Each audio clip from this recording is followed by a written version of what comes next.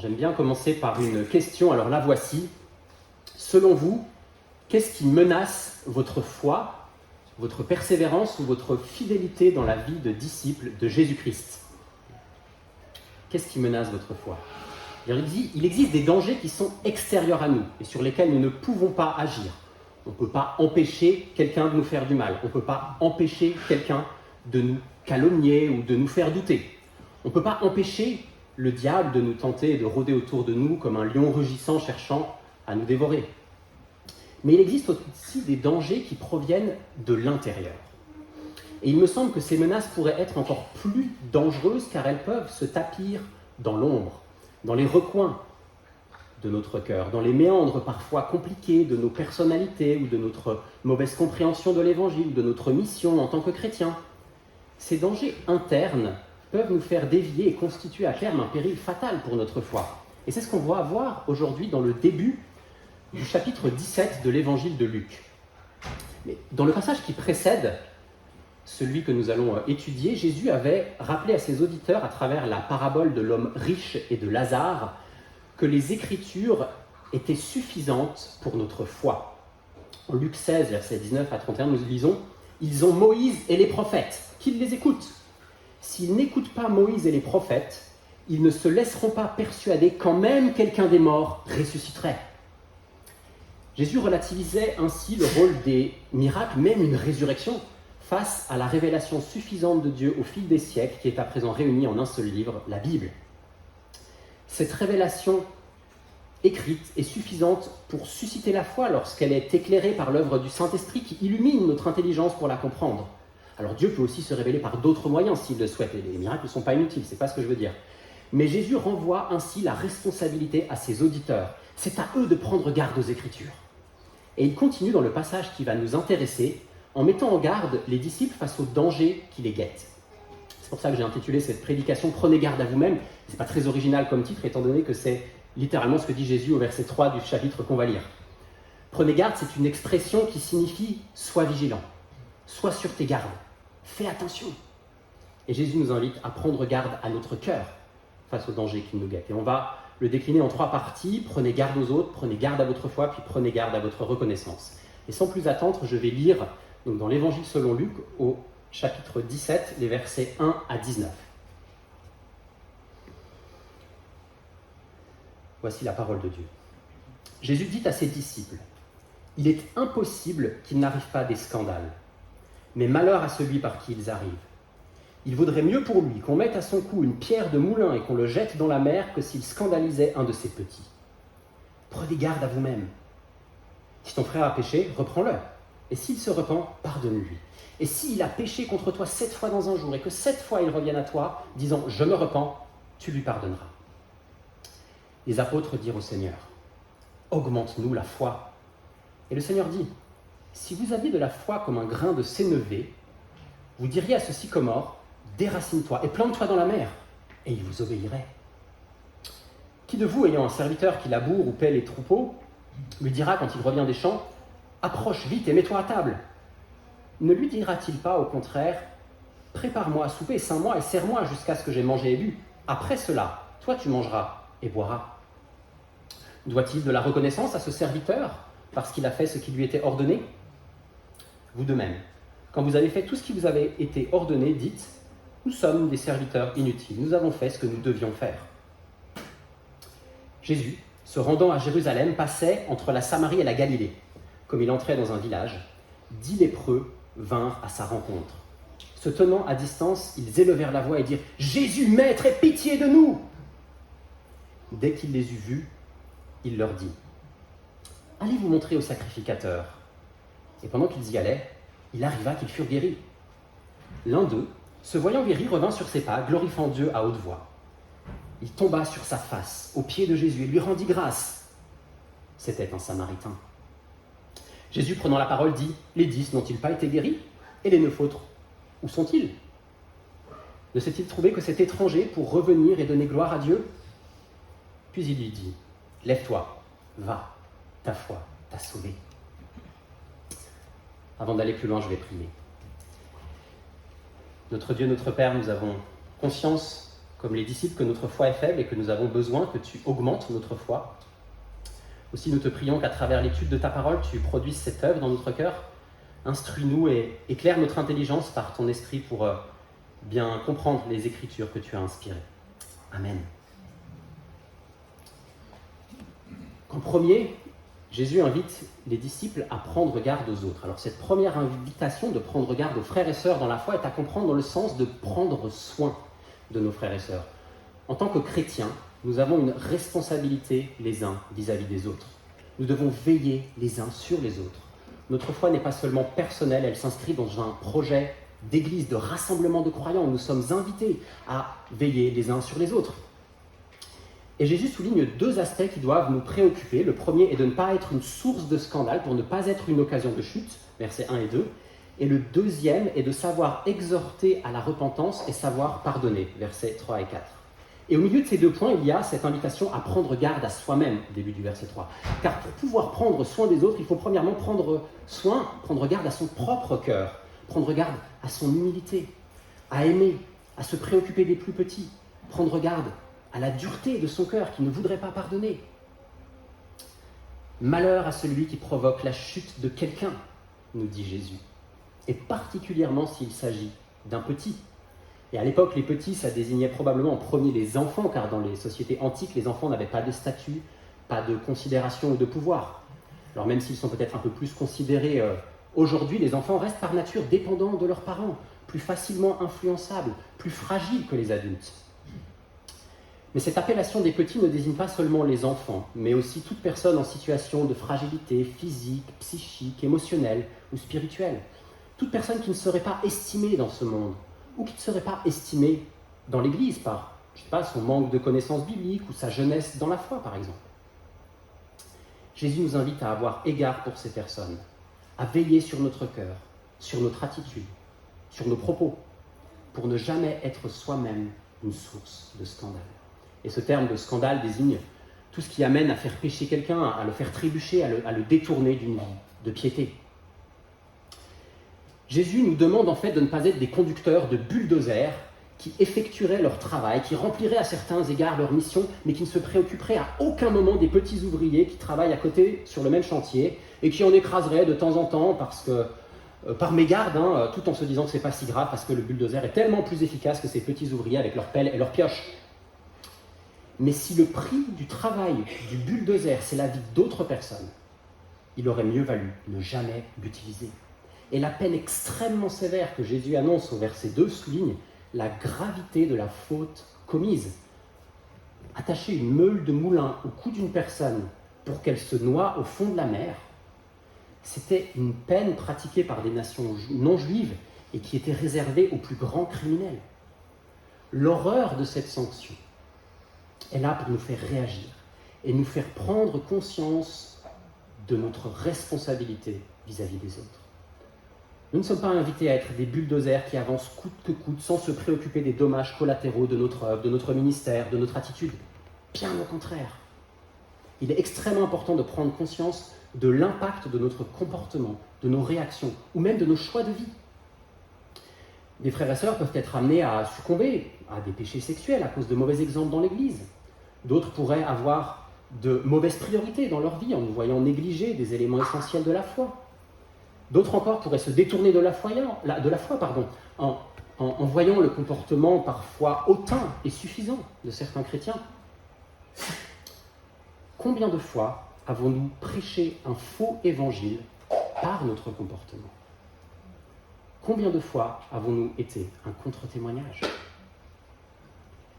Jésus nous invite à être sévères envers soi-même, mais plein de grâce envers ses frères et sœurs. Et c'est ce qu'il souligne au versets 3 et 4, en évoquant le pardon à accorder envers quelqu'un qui pêche contre soi, mais se repent. On pourrait craindre d'être une pierre d'achoppement, mais ça ne devrait pas nous faire craindre de reprendre un frère qui pêche. Au contraire, par amour pour nos frères et sœurs, nous sommes invités à les reprendre avec douceur et avec grâce s'ils commettent un péché évident. Alors ça ne veut pas dire qu'on doit s'épier les uns les autres pour débusquer les péchés des autres. La parole nous invite à regarder en premier la poutre qui se trouve dans notre œil plutôt que la paille qui se trouve dans l'œil de notre prochain. C'est ce qu'il nous dit en Luc chapitre 6. Notre premier terrain d'action, c'est notre propre cœur. Mais nous avons tout de même une responsabilité, je cite Hébreux 10, 24, de veiller les uns sur les autres pour nous exciter à la charité et aux œuvres bonnes. Et ça passe parfois par le courage d'aller voir un frère ou une sœur en toute discrétion pour le conduire à prendre conscience de sa faute et l'amener à la repentance. Et si c'est contre nous qu'il a péché, être prêt à pardonner, pas seulement une fois, mais autant de fois que nécessaire. Je ne sais pas si on arrive à pardonner 7 fois à la même personne le même jour, mais quand Jésus affirme cela, il faut y voir la même idée que les 77 fois, 7 fois de Matthieu 18, 22, et y voir la générosité, l'absence de limite. On doit pardonner quel que soit le nombre de fois où la personne pêche et se repent. Et ce n'est pas du tout naturel, ça demande un effort de notre part.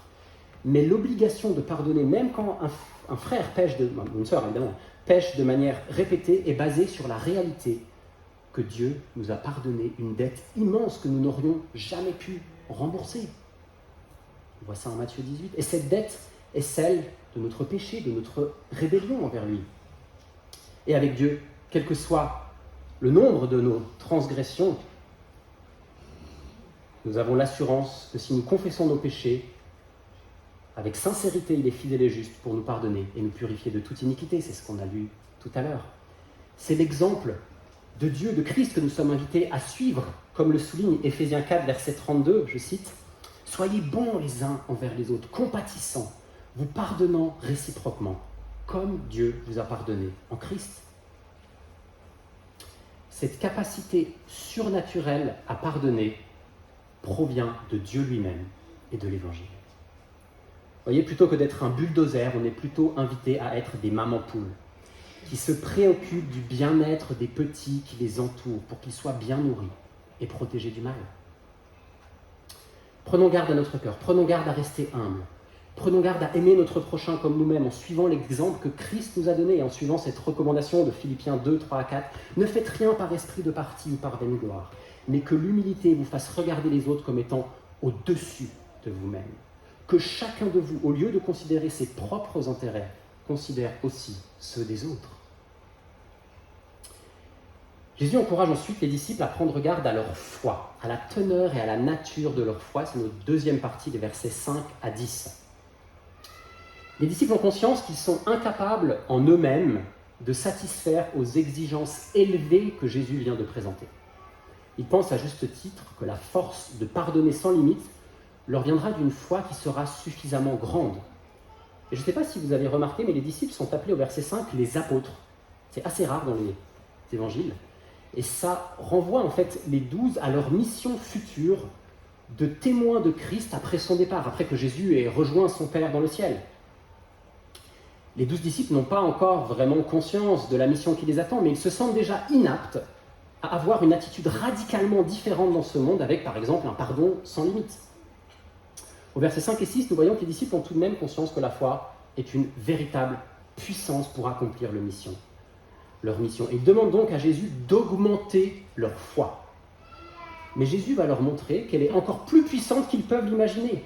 Quand il dit « Si vous aviez de la foi comme un grain de sénévé, de moutarde, vous diriez à ce sycomore, ou ce mûrier, ça dépend des traductions, déracine-toi, plante-toi dans la mer, et il vous obéirait. » Dans d'autres circonstances, dans l'évangile de Matthieu et de Marc, Jésus exprime la puissance de la foi avec l'effet du déplacement d'une montagne qui se déracinerait et qui irait dans la mer.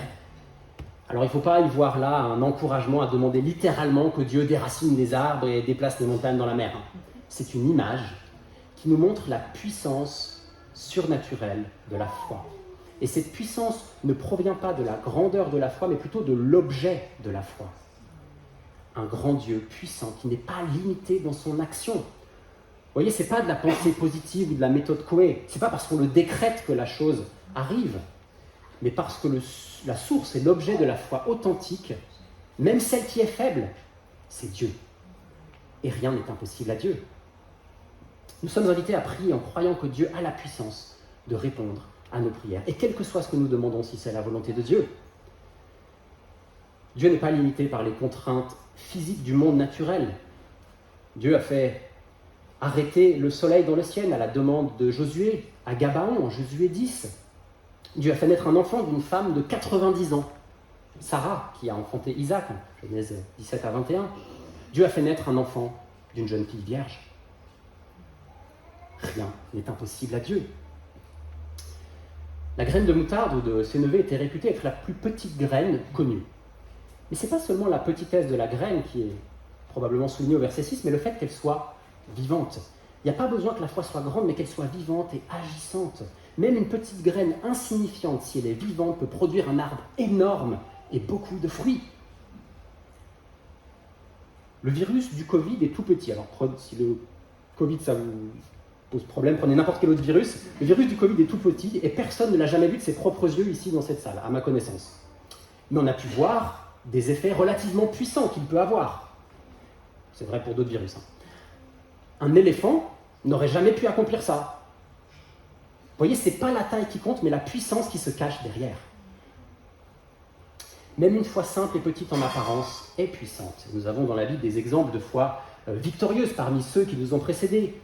On pourrait citer Abraham, Caleb, David, Josaphat, Job, les 3 Hébreux dans la fournaise, Shadrach, Meshach et Abednego, en Daniel 3. On pourrait citer Paul. Nous avons des exemples de personnes insignifiantes en apparence, mais dont la foi vivante a transporté des montagnes, tellement l'impact de leur foi exerce une influence encore aujourd'hui et nous inspire.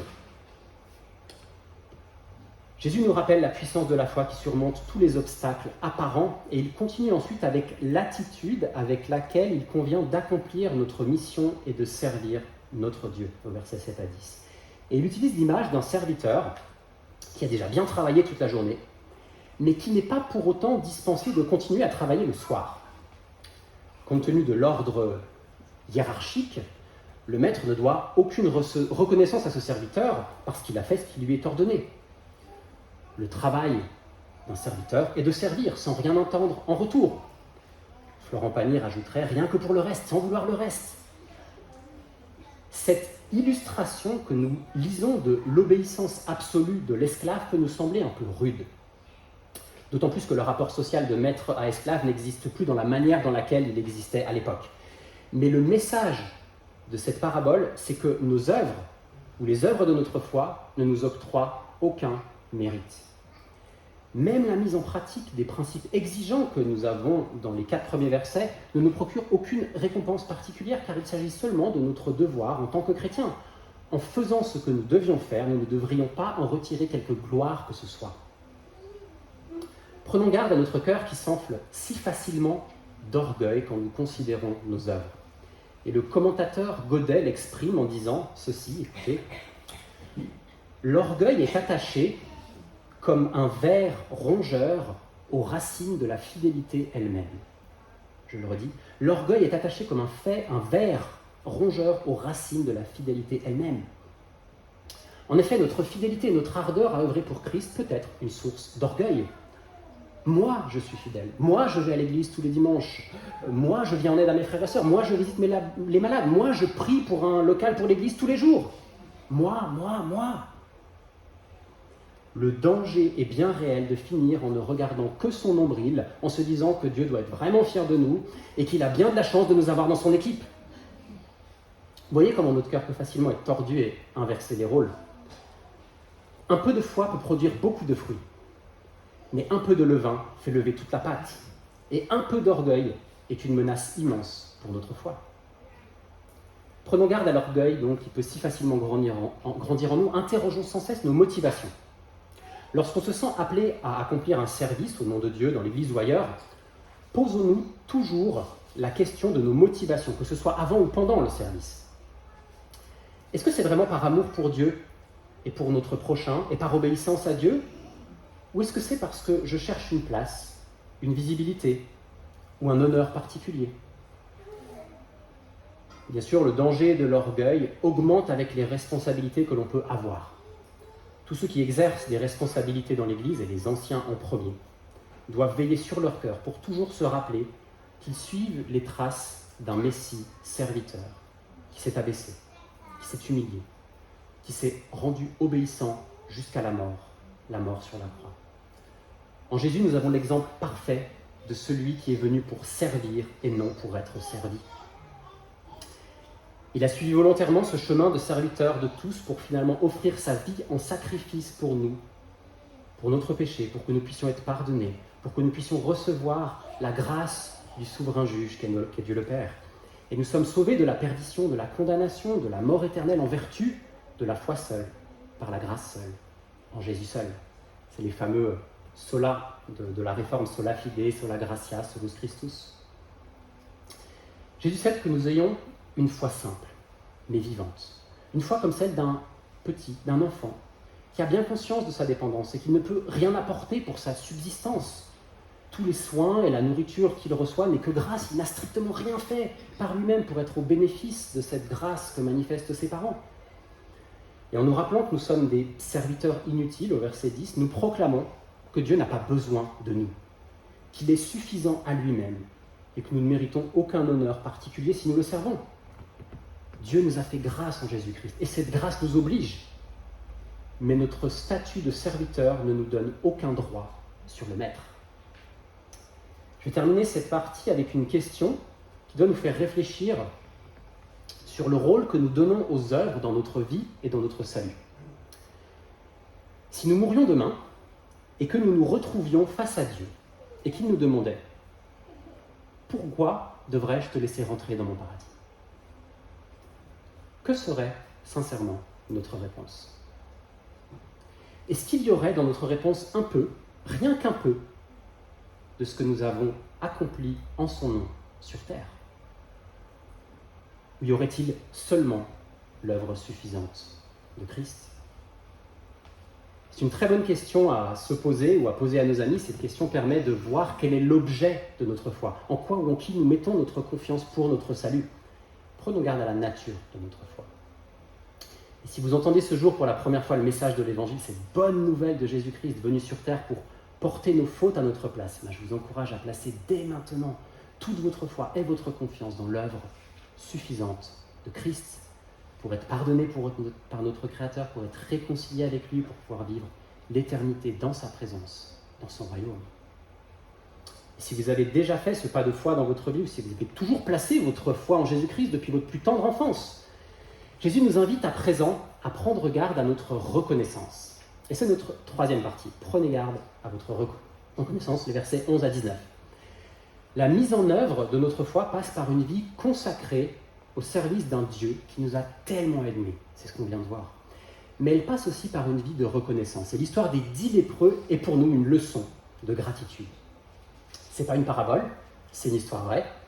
Jésus est Dieu et donc il a le pouvoir de guérir de manière surnaturelle, comme il le fait ici. Et quand je vous disais que Dieu est au-dessus des lois de la nature, de la physique, de la médecine, nous en avons là un exemple.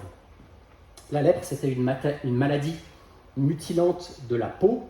Et comme c'est une maladie infectieuse et donc contagieuse, le lépreux devait vivre, selon la loi, à l'écart du reste de la population. On pourrait dire confiné, pour utiliser un terme plus moderne. Mais aussi méprisé, car considéré comme impur. La lèpre, c'était un motif d'exclusion sociale et de pauvreté, et il n'était donc pas rare que les lépreux se rassemblent entre eux et tentent de survivre ensemble. Et alors que Jésus se rend à Jérusalem, verset 10, pour y donner sa vie, il est abordé par 10 lépreux qui savent qu'il a le pouvoir de guérir de toutes les maladies. Jésus a accompli de nombreux miracles au cours de son ministère public. Il a guéri des malades, rendu la vue à des aveugles, et même ressuscité des morts. On peut au moins citer Lazare. Alors, ce n'est pas le Lazare de la parabole que j'ai de Luc 16, mais le Lazare de Jean 11. Sa réputation le précède. Et ces 10 lépreux l'abordent donc à distance, conformément à la loi, c'est ce que prescrivait le Lévitique en Lévitique 13, et ils crient avec toute leur détresse « Jésus, Maître, aie pitié de nous !» En cela, ils manifestent déjà une preuve de foi en Jésus. Mais Jésus va en quelque sorte mettre à l'épreuve leur foi et leur obéissance à la loi en leur demandant d'aller se présenter au sacrificateur, c'est-à-dire au prêtre, avant même d'être guéris. Dans la loi du Lévitique, les lépreux qui étaient guéris devaient faire constater leur guérison et donc leur pureté retrouvée par les prêtres, et ils devaient ensuite respecter un protocole de sacrifice pour leur purification. La guérison des 10 lépreux ici a été soudaine et clairement visible, mais elle ne s'est produite qu'une fois qu'ils aient obéi à son ordre et qu'ils se soient mis en marche pour aller voir le prêtre. En verset 14, on lit « Pendant qu'ils y allaient, il arriva qu'ils furent guéris. » Vous voyez, Jésus leur a demandé de croire qu'ils étaient guéris avant de pouvoir le voir. C'était un peu un test de foi que Jésus leur a proposé et ils semblent avoir tous bien réagi au test. Mais à la fin, un seul rend gloire à Dieu à haute voix. Un seul revient manifester sa reconnaissance en se prosternant et en adorant Jésus, au verset 16. Et il se trouve que ce n'est pas un juif, mais un samaritain, un peuple qui était méprisé par les juifs et considéré comme des étrangers, des païens. C'est probablement avec tristesse que Jésus constate l'ingratitude de son peuple, le peuple juif. Les autres lépreux devaient certainement être juifs et dans leur empressement à reprendre une vie normale, ils oublient d'exprimer leur reconnaissance. Encore une fois, il ne suffit pas de voir ou d'expérimenter un miracle pour susciter la foi. Il n'y a pas plus sourd que celui qui ne veut pas entendre. Jésus réalisait de nombreux miracles, mais qui ne produisaient ni la foi ni la piété dans de nombreux membres de la nation juive, car le problème venait de leur cœur qui ne voulait pas reconnaître l'autorité, la seigneurie et la divinité de Christ, même si celui-ci ressuscitait un mort. C'est un peu la preuve ultime. Leur problème vient de leur cœur incrédule. Imaginez que vous êtes un grand connaisseur de peinture et que vous êtes fan de peinture classique, mais vous n'avez jamais visité le Louvre. Et là, je vous propose de venir en visite privée, je vous emmène voir son tableau le plus célèbre et vous me suivez parce que vous êtes très excité d'enfin le découvrir en vrai. Et vous savez que la Joconde est exposée dans la salle appelée la salle des États, dans le musée du Louvre. Et ça y est, vous vous y trouvez à présent, en face de ce chef-d'œuvre. Mais brusquement, vous n'êtes plus intéressé par la visite, vous me dites que ce n'est pas un vrai tableau, que c'est une copie, et vous repartez sans même me dire merci de vous y avoir emmené. C'est impensable. C'est illogique comme réaction, alors que toutes les circonstances étaient conformes à ce que vous pouviez attendre et désirer. Alors qu'est-ce qu'on pourrait penser de ces 9 lépreux ingrats qui ont tout de même eu un début de foi en Jésus? Que penser de cette foi? Il ne s'agissait probablement pas d'une vraie foi qui sauve. Les 10 lépreux ont reçu une guérison corporelle, mais seul le Samaritain a reçu cette parole, verset 19, « Ta foi t'a sauvé ». Ce qui suggère que sa foi l'a conduit à un salut spirituel. Les 9 autres voulaient bien d'un sauveur en apparence, mais ils ne voulaient pas d'un Seigneur. Ils ne voulaient pas se prosterner devant lui. Voici ce que dit Calvin de cette ingratitude. Je sais que ça fait plaisir à certains que je cite Calvin. C'est une maladie par trop commune que quand la nécessité nous presse, nos esprits s'élèvent à chercher Dieu. Et aussi, le Seigneur nous sollicite à cela par un instinct secret de son esprit. Mais après que nous avons eu ce que nous demandions, il y a en nous un oubli plein d'ingratitude qui étouffe ce sentiment de piété. Ainsi, par ce moyen, indigence et faim engendrent la foi, mais abondance l'éteint après.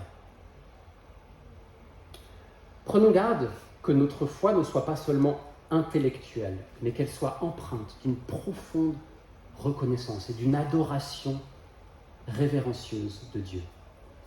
Et je vous propose à nouveau une mise en situation hypothétique. Si Jésus venait à apparaître devant nous, là, maintenant, dans son corps ressuscité, quelle serait notre réaction? Alors, si vous n'avez pas cru en lui, il s'agirait probablement d'une grande crainte, d'une affliction, d'une honte peut-être, d'avoir négligé son œuvre et le salut qu'il offre, malgré les preuves de son existence, malgré les récits de ses enseignements que nous lisons par exemple ce matin, malgré les preuves historiques de sa mort et de sa résurrection. Probablement une grande honte. Et pour ceux qui ont placé leur confiance en lui pour leur salut et qui professent la foi chrétienne, comment se manifestera notre attitude et l'expression de notre reconnaissance? Est-ce que ce sera un merci un peu léger en mode « Ah merci, c'est cool ce que tu as fait » Ou s'agira-t-il d'un transport de joie et d'allégresse qui nous amènera à nous prosterner, à tomber comme ce lépreux sur notre face, en signe d'adoration, de soumission et de respect? Une autre leçon tirée de cet épisode que je trouve intéressante pour nous, c'est de constater que l'œuvre miraculeuse que Christ a accomplie n'a produit que 10% de fruits, si on considère que le fruit, c'est une foi vivante et authentique. Alors ça doit être un encouragement pour nous quand on considère le peu de fruits apparents de notre ministère ou d'autres témoignages. Pour autant, nous sommes invités en Galates 6, 10, je cite, « Pendant que nous en avons l'occasion, pratiquons le bien envers tous, et surtout envers les frères en la foi. » Mais aussi envers tous, vous voyez, sachant que le fruit risque d'être bien maigre. Combien de conversions avez-vous déjà vues dans votre entourage par votre témoignage et par l'amour que vous avez pu manifester? Je pense que, pour être honnête, il faudrait que je réponde 0 en ce qui me concerne. C'est humiliant, mais en même temps, ça nous évite de nous enorgueillir, n'est-ce pas? Mais pour autant, ça ne doit pas nous rendre timides et frileux, bien au contraire. Soyons des bénédictions pour les gens qui nous entourent, quel que soit le fruit spirituel que nous verrons en eux. Alors on arrive à la fin de cette prédication qui, je l'espère, a éveillé notre esprit envers certains dangers qui menacent notre foi. J'espère que notre intelligence et notre conscience sont à présent en alerte pour que nous soyons prêts à prendre garde à notre cœur, à prendre garde à notre humilité, à prendre garde à cultiver notre amour pour les frères et sœurs, à prendre garde à ce que notre foi soit toujours alimentée, nourrie, vivifiée par une vie de piété, par une intimité dans la relation avec Dieu, par une communion fraternelle authentique qui nous excite à l'amour et aux bonnes œuvres, par une contemplation constante de l'œuvre de Christ, pour que notre foi soit toujours empreinte de soumission, de respect, de reconnaissance et d'adoration envers notre grand Dieu, son Fils Jésus-Christ, notre Seigneur et le Saint-Esprit qui habite à présent dans nos cœurs. Je vous invite à prier.